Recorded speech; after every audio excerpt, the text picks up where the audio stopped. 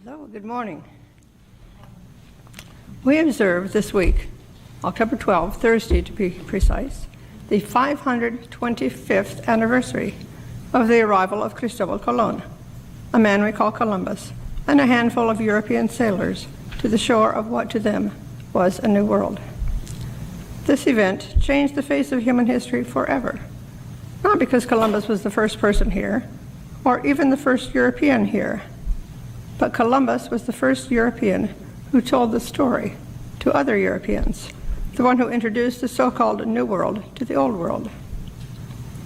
In the literal sense, Columbus did uncover, reveal to European eyes a hemisphere previously unknown to them. For better or for worse, he was the pathfinder who made it possible for other Europeans to follow. Traditional history books, written by the descendants of those early Europeans, have told of Columbus's discovery of America and the gradual development of civilization here, with development of civilization understood to mean the successful transplanting of European institutions, political, social, religious, economic systems.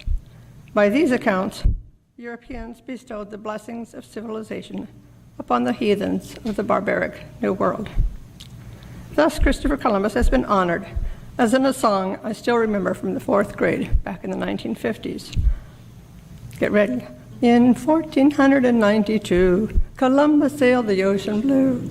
He sailed and sailed and sailed and sailed. He sailed and sailed for me and you. People here are mouthing those words. You learned that one too. Well, did Columbus sail for me and you? That's what we said back in the 50s. I think the songwriter meant that Columbus made it possible for us to live in America while enjoying the benefits of European civilization. Over the next 40 years, though, by the time 1992 came along, the 500th anniversary of Columbus's arrival, Columbus really took a beating. A reaction against Columbus took root. Native Americans cried out and still cry out in indignation. Columbus did not discover us. We were already here. In fact, many Native American groups throughout the hemisphere held organized protests against the quincentennial in 1992. Most notably in Ecuador, where thousands of Indians still speak Quechua, the language of the Incas, plans were begun nearly 2 years before the Columbus quincentenary. They invited Inuits from Canada and Alaska, they invited Indians from Patagonia, and for the observance of the quincentenary, they called it the 500th anniversary of Indian resistance. Making common cause with these Indians were some environmentalists who said that because of Columbus, a paradise got plowed under. Some other contemporary thinkers have agreed in indicting Columbus on charges of enslaving Indians, grabbing land from others, and imposing alien values on a society that had already had its own values. I can tell you from having studied this that Columbus was, by all accounts, a brilliant navigator, but a lousy governor once he had discovered America. So who is Columbus? Discoverer, pathfinder, or destroyer? As always, the truth lies somewhere in between. Even though it has recently become fashionable to bash Columbus, I don't think it's fair to blame one 15th century navigator personally for every injustice that has occurred throughout the Americas during the past 525 years, 5¼ centuries. Nor do I believe that any purpose is served by this. To speculate about how life might have been better in America had Columbus never arrived is just about as difficult as for a child of divorced parents to imagine how my life would have been better if my parents had never met. Think about that. It's impossible to imagine America without the arrival of Europe to her shores. Columbus did come, for better or for worse, irrevocably changing life on both hemispheres forever. History is not the story of what should have happened, but the story of what did happen. So rather than give you a litany of all the injustices heaped upon the Native American peoples over 5¼ centuries, I'd like to consider a more general question on this, the anniversary of Columbus's first arrival. How can we ever be certain who are the civilized ones and who are the barbarians? Is there any absolute measuring stick by which we can determine the degree to which a people are civilized? What does it mean to be civilized, and who sets the criteria? If you start out being barbarian, how do you know when you have improved enough to be civilized? And once you are civilized, do you risk slipping backwards into barbarism? In the year 2017, this is not an idle question. Every culture chooses a different path to fulfill universal human needs and to organize society. Almost every culture thinks its own way is best, including the Inca, as you learned earlier. I'd like to share with you some thoughts about civilization and barbarism from around the world. In Mandarin Chinese, there's only one word that means foreigner and barbarian. In other words, a barbarian is anyone who's not Chinese and who does not live according to Chinese precepts and lifestyles. Medieval Europeans were awed by China, a land of vast wealth, sophistication, and learning. After spending years in China, Marco Polo came to believe that the Chinese were indeed the most civilized of all. And of course, the Great Wall was built to keep those nasty barbarians out. The Arabs of the 8th, 9th, and 10th centuries were far superior to the Europeans in mathematics, astronomy, and medicine. The word algebra comes from the Arabic words al-jabra, that means calculation. These Arabs thought the Europeans were barbarian, not so much because most of them couldn't read or write or do math problems, but because they didn't take baths. They didn't bathe. For the Incas of Peru and Ecuador in the 12th to 15th centuries Common Era, a prerequisite for civilization was an organized society. Civilized people, they believed, worked together to resolve basic human needs, such as food and clothing. The Incas are famous for their terraced agriculture, their intricate weavings, and their complex social structure, which included Social Security for everyone over 50 years old and universal health care. Another requisite of being civilized, according to the Incas, was respect for the earth.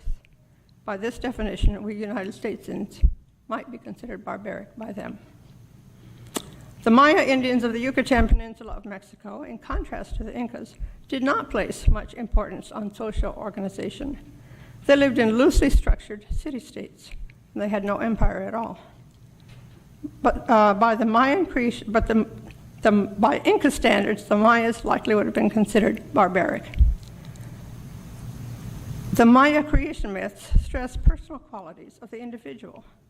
The original men made of clay had no spine, could not stand up under pressure, and they had no soul.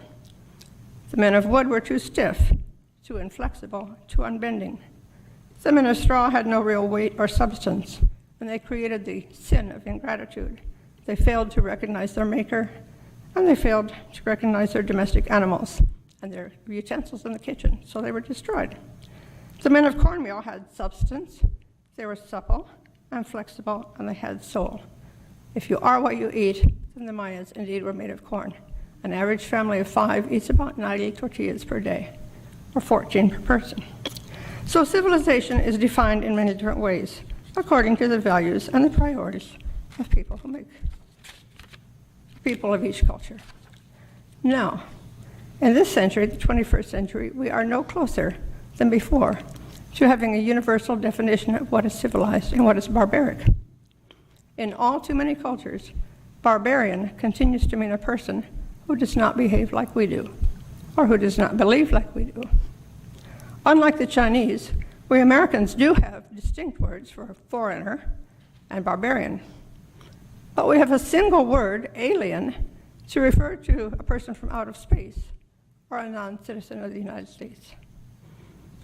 If you doubt at all our ethnocentricity, consider the connotations of the expressions the American way, which is as good as mom and apple pie, or that's un-American, which is bad. A few years ago, a Frenchman told me, half jokingly, that the French tend to divide all the people of the world into two groups, les civilisés, the civilized ones, and les barbares, the barbarous ones. The civilized ones are those who eat like the French, and the barbarous ones are those who don't. The worst barbarians, said this is Jean-Jacques, are the Germans who rush through their meal to get somewhere on time because punctuality is the most important thing, and the Americans who rush through their meal to get back to work and who put ketchup on their steak. Of course, by this criterion, the French are the most civilized because they cultivate the art of fine eating more than the rest of us do, so they are the best at it. This arbitrary definition of civilization might sound absurd to us Americans because fine dining is not that important. Most of us eat quickly to get back to work, the thing that really matters, and we work to produce, we make things, we achieve, and we increase our material well-being. Does this make us the most civilized? How do we define civilization, and what criteria do we use? Is it advanced technology, material well-being, efficiency? As long as we're the ones writing the definition, we will probably come out on top by our own terms. One colleague of mine at Clemson believes that people are truly civilized when they can learn to be on time. By that definition, I am semi-barbaric most of the time.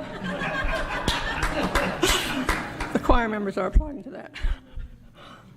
According to my colleague, Anglo-Americans and Germans are superior to Hispanics because we pay more attention to the clock. But the Hispanics, on the other hand, value flexibility, patience, and empathy, listening to the other person, including their reasons why they had to be late.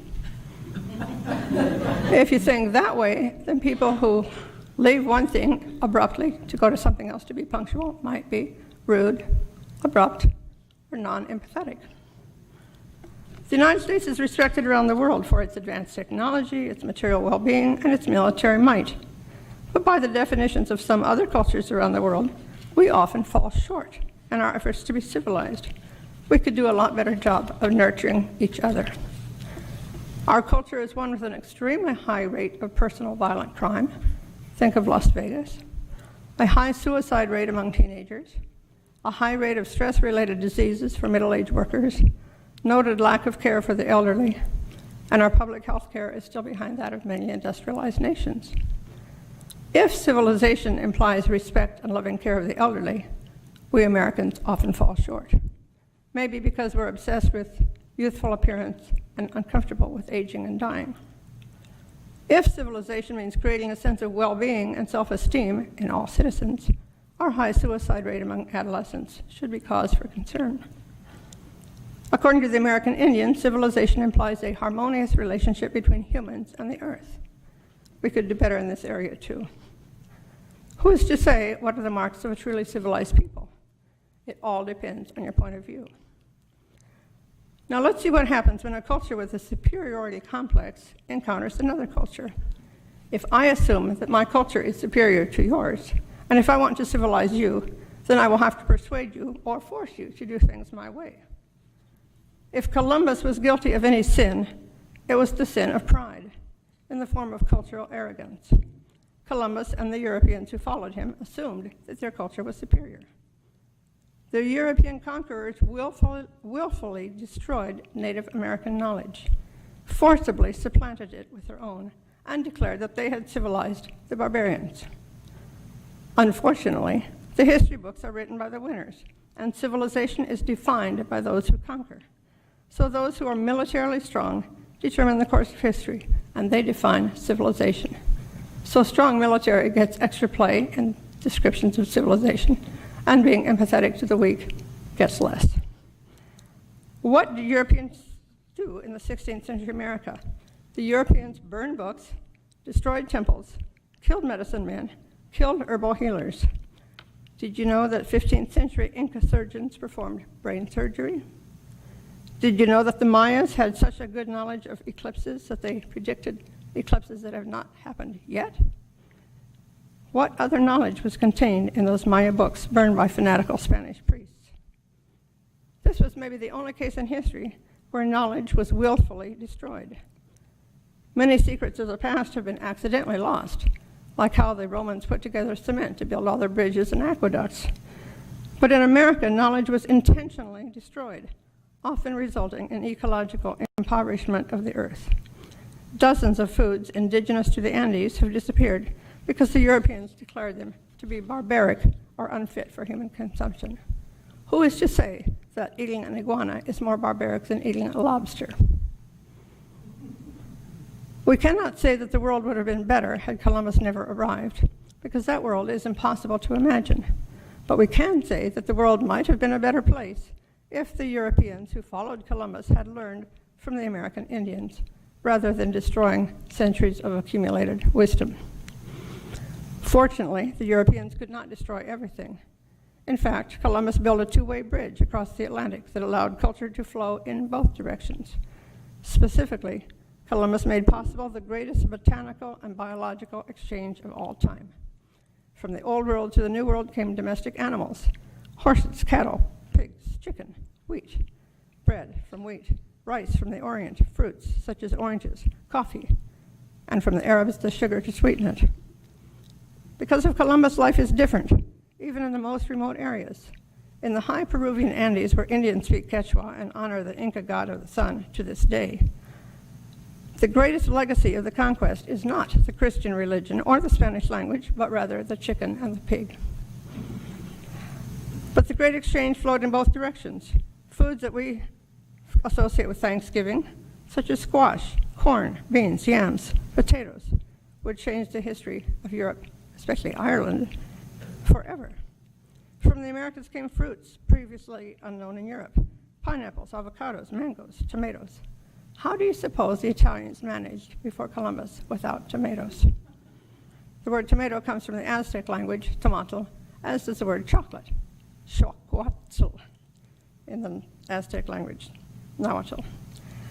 And there were 500 herbs and more in the modern pharmacy from the Americas. So, as a result of Columbus's arrival in America, culture flowed in both directions, from west to east and east to west.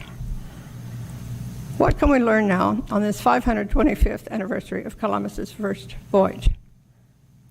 First, there will always be nations that conquer and those who are conquered, but that does not mean better or worse.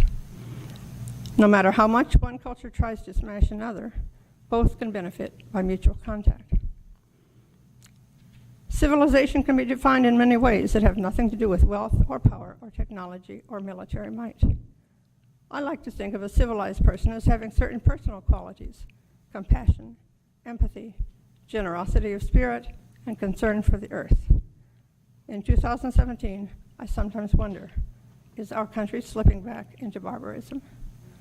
Our dialogue in the halls of Congress is more rancorous, and I would say maybe less civilized than before. Our polarized politics mean that we can hardly speak to one another on the other side. But I think this is in large part because we have different views of what it is we want to achieve, where we are going, and how to be civilized. Continuing and coming back to that, those who assume they are culturally superior can enrich their lives by listening to those of another culture. Remember the Foxfire books? That was a subculture, Appalachia, within our mainstream culture. And we sophisticated folks of mainstream American culture were fascinated by the wisdom, the folk wisdom, of a culture that did not have material wealth or urban sophistication, but had a lot of wisdom. Listening to those of another culture is the most important thing, I think. And in our political ambience today, I think listening to the other side and finding out where they're coming from and what it is they're looking for is something we need to do. We can't solve all the problems at all. But instead of saying, oh my God, you voted for that person, I don't think we need to talk about that, I've decided to say, tell me why you liked the person you voted for. I need to know that, and I need to understand it. My final thought is that Christopher Columbus, would have made a good Unitarian Universalist. He was an independent thinker. He questioned established dogma. He trusted rational thought, and he refused to accept a limited vision of the world. And incidentally, he was not Catholic. All the evidence recently shows that he was Jewish. He dated his personal correspondence with numbers from the Jewish calendar. He had many, many Jews in his ships, and he left on an incoming tide several hours before Jews were banished from Spain. Interesting. Well, if we can hold fast the vision of Columbus, while developing a greater appreciation of all cultures of the world with the help of over 5 centuries of hindsight, then, we hope, we can benefit from the lessons of Columbus Day, 1492, and enrich our lives for the years to come. So be it. Thank you.